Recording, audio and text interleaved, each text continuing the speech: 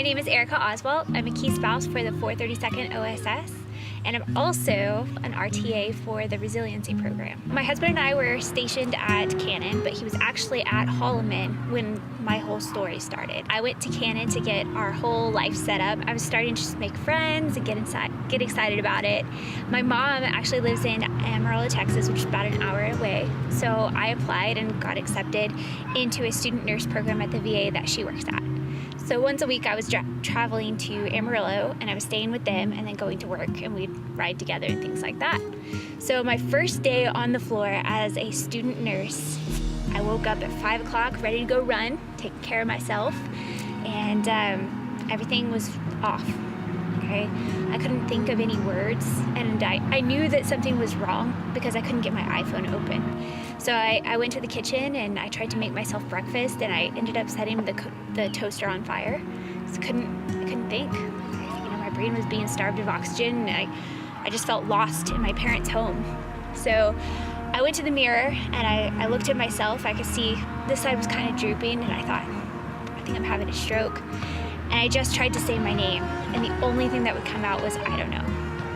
So I'm looking at myself and I'm crying, saying, I don't know, trying to just say my name. So my mom was actually in the shower at the time. We're about to go to work, and I walked in and I was very calm, and I opened the shower door and I said, I don't know. And I just started really crying. And we both looked at each other. We knew, I'm having a stroke right now. So my mom, being a nurse for about 30 years, got me to the hospital in about 9 minutes. So we were there. They took us right back, and all of the doctors were just in disbelief. No way, this 24-year-old girl is having a stroke.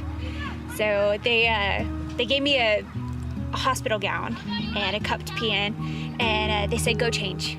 You're gonna be a patient for a while. And I went to the bathroom and I sat behind the door. I kind of just, went to the floor holding this hospital gown, and I thought to myself, no way I'm gonna be a patient today. No way I'm gonna be a patient. And so I actually went straight back out. I carried it back to the nurse, and I just gave it to her. And she put in my file non-compliant. And I think that is where my whole life changed. Absolutely, I'm non-compliant. I'm not gonna be a victim to this.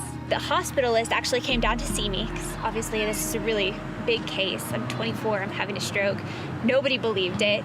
So he came into the room, and I thought, when I read his coat, because he had a big white coat, it said hospitalist. And I thought that it said hospice, so I lost it. I thought, this is it.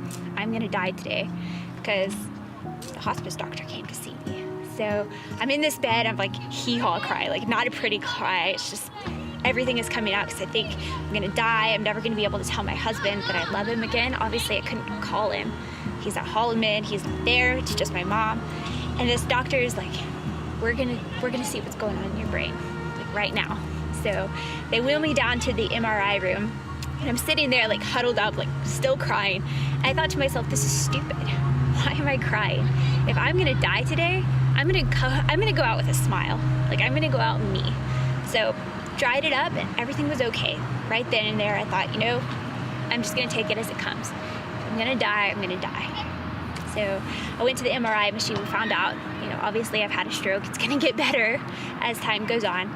But ever since then, the nurse said, you're not compliant, you gotta change. Completely changed my life. No, I don't have to. Not at all. So I went to the neurology floor, and we started recovery from that moment that we found out that I was having a stroke.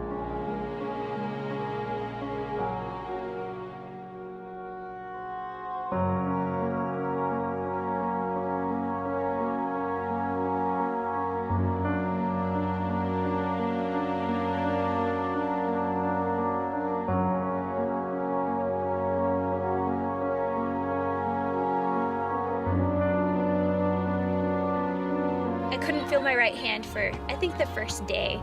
So everything that I could, I tried to put it in my right hand. So if I had to take a drink, I took it with my right hand. If I tried to eat, I was doing it with my right hand. I tried to put on makeup, which was scary, It was definitely one of those moments where I'm like, golly, my smile is awkward, and my mascara was all over my face. I'm pretty sure I put it on my eyebrows. So it was a moment, but anything that they gave me, that they're like, this is gonna take recovery, or you may never get this back. I'm like, I'll show you. I'll show you I'm gonna get it back. And if I don't get it back today, I'm gonna get it back tomorrow. That's how fast it's gonna be. And I just had this spirit of like conquering this stroke. And that's what I carried on from it. My family was actually pivotal in this whole recovery. We didn't let it affect us at all. We were laughing, we were playing spoons at the hospital. I stayed there for 5 days. We played spoons like as often as we could. We laughed about things. Once my words started coming back online a couple days later, my brain would substitute words for what I was trying to say. So I know at one point I called a hot dog like a bird sparrow or something like that. I mean, it was something really random, and my family just laughed, and that's how I got over it. Like, humor is definitely my coping mechanism, so we just laughed about things like that.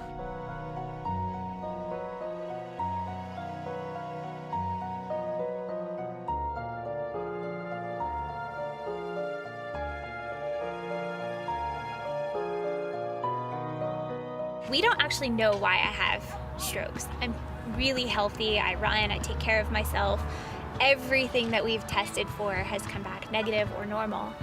They don't know why. I'm perfectly healthy, just so happen to have strokes. So it's always in the back of my mind, especially when I'm carrying another life. I think, is this really selfish of me? Is this something that I should be doing? Obviously, you know, it happens, and you know, it just happens. But it is always in the back of my mind. We actually have started having seizures because of the scar tissue in my brain. So we're working with that now. We're working with a neurologist team on base, and then my specialist over at Desert Perinatal to make sure that the baby's healthy and is gonna come. So we're excited about it, but yes, it's always going to be a part of my life. It will always be in the back of my mind as I'm reading to my kids, as I'm making them, you know, responsible gentlemen in life. Yeah, it could happen, and that's something that I take with me and I take very seriously. Is something that I'm saying edifying you? Is it inspiring you?